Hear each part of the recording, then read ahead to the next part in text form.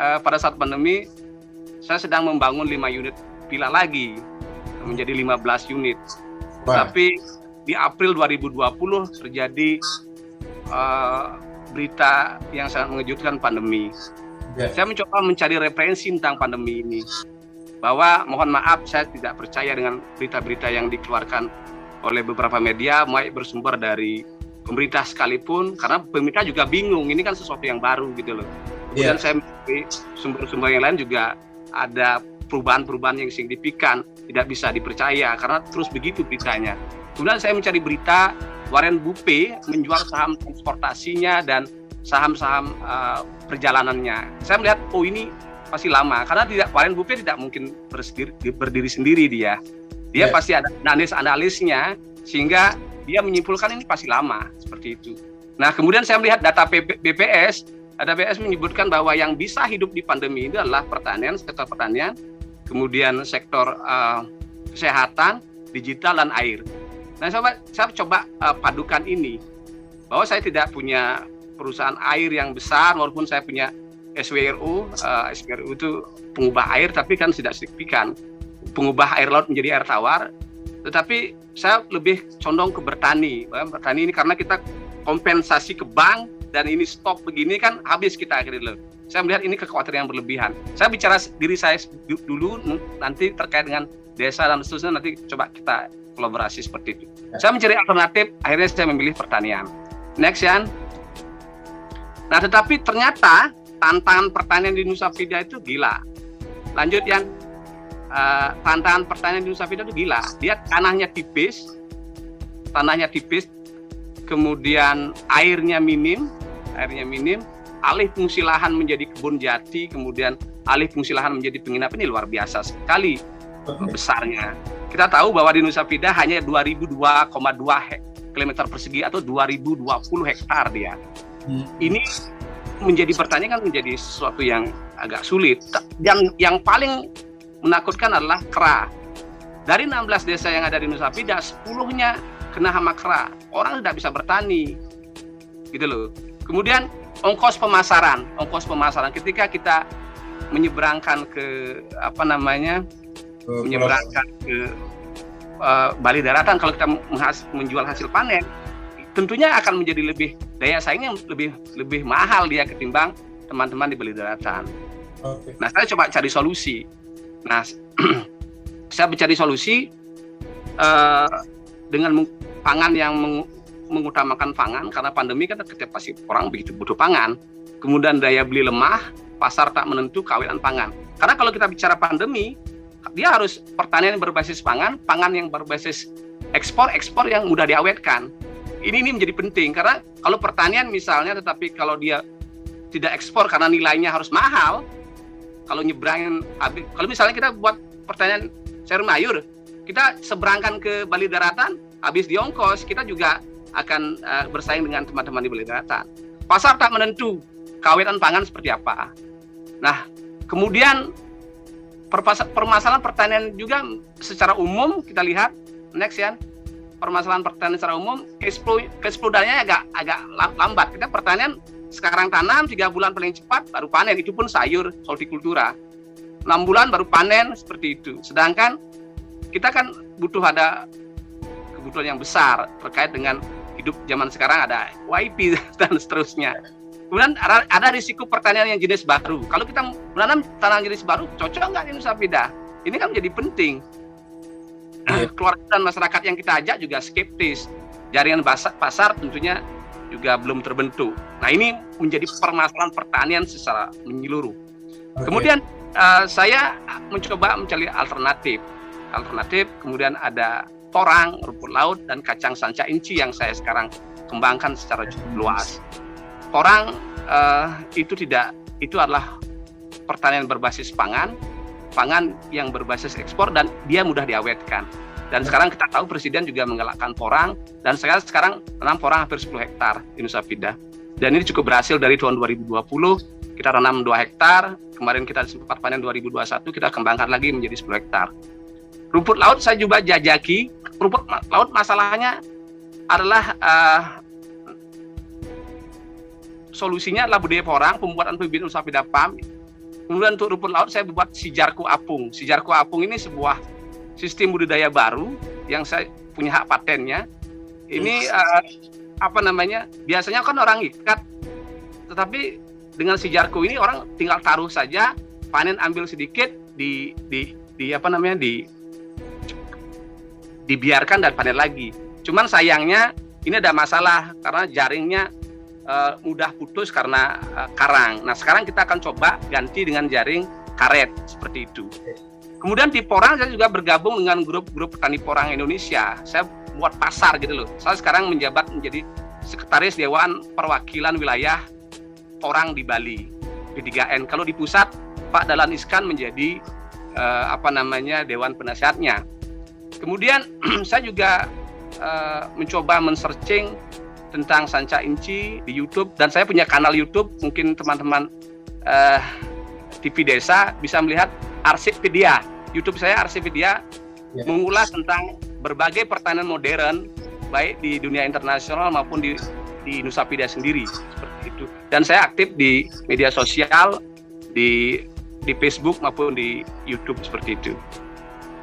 Kemudian hasilnya 2020 kita juga ada jual bibit dan umbi porang, kemudian tanam porang 2 hektar seperti yang saya katakan, tetapi juga tidak terlepas dari permasalahan. Saya rugi hampir setengah hektar tahun 2020. Ternyata porang ini tidak semudah yang dibicarakan Paidi. Walaupun saya pernah ketemu Paidi nih, yang miliarder porang itu. Tidak segampang itu. Nah, sekarang mulai polanya dapat gitu loh.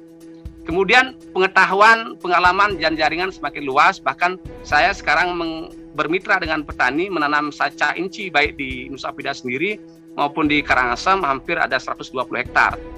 Nah, ini kita coba kembangkan, kita bikin PT Bali Tani Sentosa baru terbit kemarin. Mudah-mudahan ini menjadi semacam trigger bahwa saya di Nusa Penida bisa, teman-teman di Bali Daratan harusnya lebih bisa. Gitu loh. Nah, ini kan karena tantangannya kerat tadi loh, kerat, tanah tipis, penyeberangan dan seterusnya. Saya bisa, harusnya Anda lebih bisa. Makanya ini menjadi poin oleh BRIN, Badan Riset Inovasi Nasional, ini dibuatkan jurnal untuk dibawa ke pusat maupun di stakeholder di Bali, khususnya ke pemerintah. Kalau kita bicara pariwisata hari ini kan bicara roadmap Bali itu kan ada medical tourism, kemudian nomad tourism, kemudian pensiun tourism itu loh, orang-orang pensiun itu mau ditinggal, akan ke sana. Kemudian saya lebih condong ke hal yang tidak teoritis dan yang senang didiskusikan di mimbar-mimbar model begini, model seminar-seminar itu kita konkret gitu loh. Saya lebih senang yang konkret karena saya pengusaha Pak. Kalau seorang dosen selalu bicara metodologi ilmiah kan, runut ya. Setelah ini. Kalau misalnya kalau pemerintah regulatif sekali dia. Aturannya harus. Kalau saya kan hasilnya gimana? Makanya saya sering ngomong sama Wayan, Yan, saya mau nanam Sanca Inci banyak nih di Nusa Penida. Lu bisa nggak buat penelitian, karena dia ini kan saya tahu sejak saya masih kuliah, saya ajak di bimbingan belajar saya di Denpasar kemarin kan. Saya punya bimbingan belajar, dia ikut di sana. Coba buat penelitian tentang Sanca Inci, di mana Sanca Inci mengandung omega 3, omega 6, omega 9, 17 kali dari ikan salmon.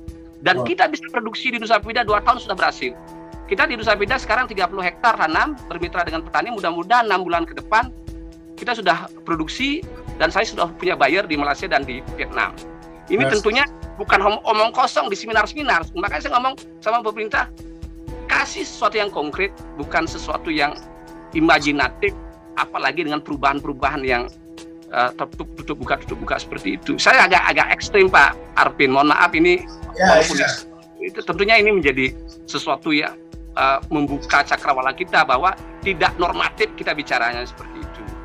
Kemudian di 2021 saya sudah jelaskan tadi, nanam porang 2000 hektar secara super intensif, kemudian mengembangkan Sanca Inci hampir sekarang ini, mengembangkan pembibit. Sekarang coba mengembangkan apokat lagi, dan termasuk mengembangkan cengkeh di lahan kering, karena cengkeh itu kan tidak dimakan kera. Saya sekarang sudah berhasil mengembangkan cengkeh di lahan kering dengan teknik modifikasi. Biasanya cengkeh kan dia di 700 mdpl, tapi kita coba di lahan yang kering gitu seperti Nusa Penida. Saya sudah berhasil, tapi saya belum berani mengklaim itu berhasil kalau dia buahnya belum saya bisa panen seperti itu. Nanti setelah berhasil, nanti saya bermitra dengan para petani yang tentunya punya tanah dan seterusnya, bagaimana polanya seperti itu. Saya juga sekarang mengembangkan kebun bibit dan kebun contoh, sehingga ini menjadi ditiru oleh masyarakat. Nah, rencana ini sudah jalan, karena kita bermitra dengan Bumdes seperti tadi. Saya datang dari Desa Sakti, saya diskusi, kemudian saya ada 5 desa yang sekarang saya bermitra, khususnya pengembangan. Juga ada beberapa desa yang tidak ada lahan-lahan yang tidak dianu, juga kita ada kerjasama pisang kapindis. Kemudian kita research and development tanaman keras bernilai ekonomi yang tadi saya sebutkan.